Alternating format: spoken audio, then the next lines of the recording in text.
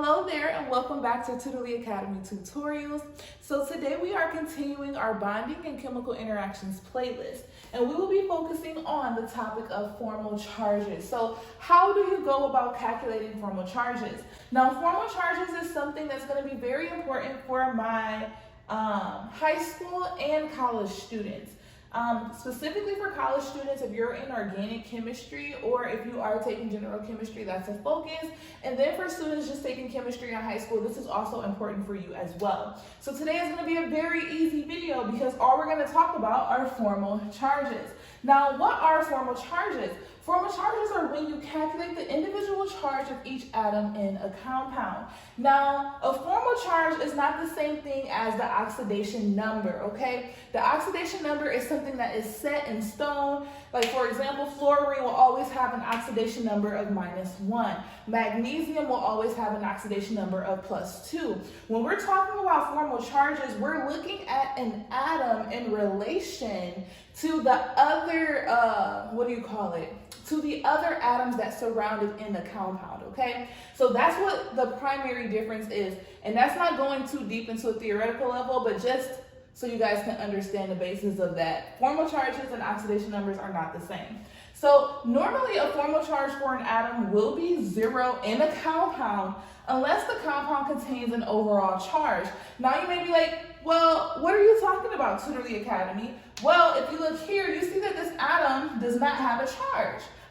You see that this compound does not have a charge here. However, and this is methane. However, if you look at ammonium contains a charge of +1, which means that there will be an atom located in this particular compound here that will have a charge that donates its charge to the overall charge of the molecule.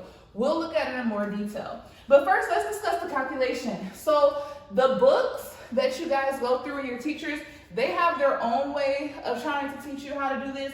This is the easiest way. When I teach my students this, they literally never forget it. And it's like, oh wow, that makes so much sense. Because think about it, when we're talking about calculating formal charges, we're paying attention to Lewis dot structures, which is something that we just previously talked about. So make sure you guys check out that video if you aren't sure on how to build or how to create a Lewis dot structure or understand it. But essentially, you take the number of valence electrons. So this is the atom of interest. I'm gonna put that here. So this is gonna be the atom of interest, okay? So you're going to take the number of valence electrons and then you're going to subtract the number of lines minus the number of dots. Now we've learned that the number of dots is just the lone pair electrons, right? So therefore, if I had a structure that looks like this, I don't know, let's say like this, and I want to calculate carbon, right? So carbon, we would take the number of lines minus the number of dots. So well, actually I can't just do that. That's not it. This isn't a complete structure. Let's not do that example because I don't want to confuse you guys. We're just going to focus, we're just going to focus on the examples that I have down here just because I don't want to confuse you guys. So look, examples here. So let's see. We have two atoms. We have carbon and hydrogen. So what we want to do is, again, we want to calculate the formal charge, all right? So we have carbon, all right? So let me draw out the Lewis dot structure. So we know for carbon, it's going to donate 4 valence electrons. And we know each hydrogen will donate 1. So that's a hydrogen. All right, and again, for more details, there's a previous video discussing this. But when we look at carbon, so we want to calculate the formal charge of this atom right here. So what are the number of valence electrons for carbon? Well, we have 4. So it's going to be 4. What's the number? Oh, sorry. Let me go like this. These are lines. I do not want to confuse you guys. All right, perfect. So I only use dots to kind of show you guys that these are covalent bonds. There is a sharing of electrons that's happening. One comes from the hydrogen, one comes from the carbon, but these do form a single bond, right? There are no lone pairs, aka there are no dots, okay? So when we go to this part of our equation, this is our atom of interest. So carbon has a number of valence electrons, 4. How many lines are surrounding carbon? 1, 2, 3, 4. How many dots are surrounding carbon? 0, right? So the overall charge on carbon is 0. Now let's look at hydrogen. So we have 4 hydrogen atoms, which means what we calculate for one will be the same for all the others. Now the number of valence electrons for hydrogen is 1. And how many lines is connected to this hydrogen right here? We're going to look at this hydrogen right here. There's only 1. How many dots or how many lone pairs? 0, right? So it has an overall charge of 0. Therefore, the overall charge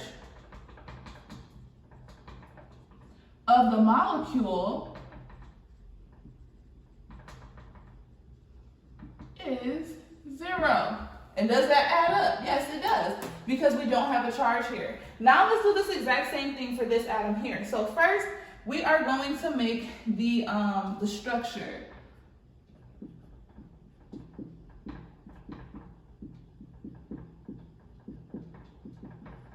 All right, so that's going to be the charge, +1.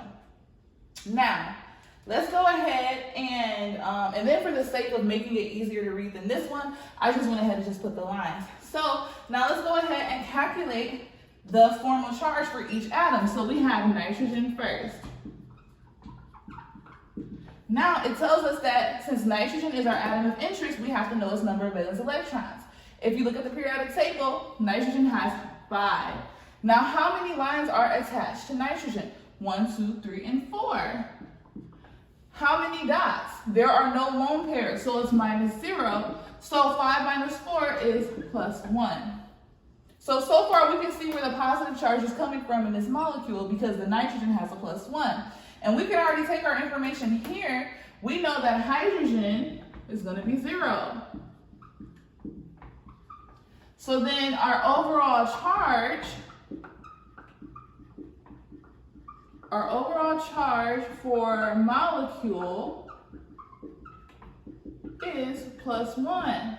And that's what we end up getting, which is this +1 right there. All right, so hopefully this makes some sense to you guys. We will go over a few more problems that are more complex this weekend to further solidify this concept. However, if you do find yourself still struggling with understanding this or any other concept in your chemistry, biochemistry, organic chemistry, or biology courses, know that you can book a session with us at www.tutorlyacademy.com and you will receive 20% off your first tutoring session.